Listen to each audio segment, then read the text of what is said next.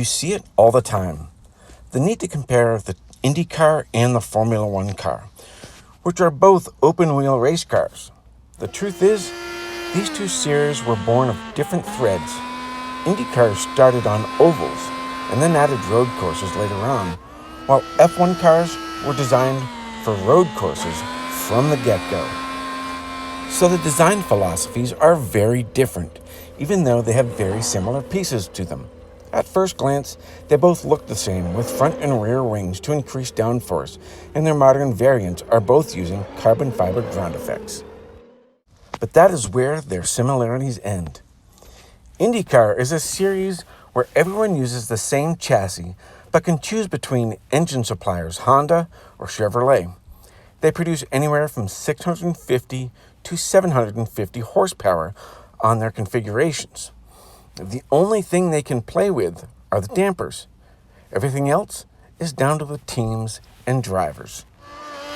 Indy cars are set up to be more slippery through the air with their low downforce settings used at high-speed ovals, where speeds can reach in excess of 240 miles per hour.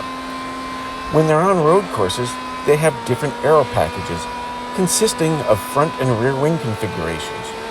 The rest of the chassis is the same, with the exception of dampers. The quickest speeds are found at ovals, where they can reach average lap speeds of over 230 miles per hour. And at the Indianapolis 500, qualifying is down to a 4-lap average. So consistency over those 4 laps is key. The modern F1 car, in contrast, is open to manufacturers producing their own variations of an F1 car based on the current regulations of the time, making each car unique in its own way. They produce over 900 horsepower, and while the driver can make the difference between first and second place, it also depends on the performance of each manufacturer's design. While some drivers are not as experienced as others and may not be as good, the difference between first and last in qualifying in recent years is a lot closer than it has been in the past, which tells you just how good the pool of drivers are competing against one another. F1 cars go to every track with maximum horsepower and are able to change their aero package and, when available, add updates to their car. McLaren's 2023 season is a perfect example of this. Having started the season not doing so well, and the last couple of races right up until they went to Spa were podium finishers.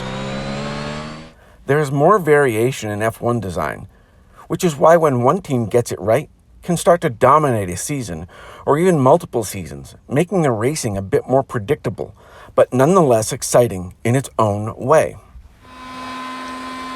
In IndyCar, there are teams that always tend to do well, but it's never a guarantee, because come race weekend, it really can be anyone's race, which has its own allure to the sport.